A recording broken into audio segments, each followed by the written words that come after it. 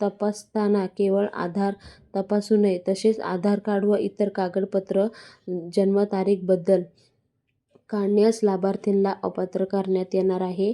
कुटुंबात एक ration card म्हणजे एक कुटुंब. 2 पेक्षा जास्त लाभार्थी जे लाभ घेत होते त्यांना सुद्धा अपात्र ठरवणार आहे. रेशन कार्ड तपासणीचे तात्कालिक किती महिला या योजनेचा लाभ घेत आहे त्यावर समजून येणार आहे. शासन निर्णयाने एक कुटुंबातले एक विवाहित आणि एक अविवाहित महिलांना योजनेचा लाभ घेणे पात्र आहे असे नमूद करण्यात आलेला आहे. म्हणजे रेशन कार्डवर फक्त एक विवाहित महिला, एक अविवाहित महिला अशाच महिलांना लाभ मिळणार आहे. एक रेशन कार्डवर 2 जणांना लाभ मिळणार आहे.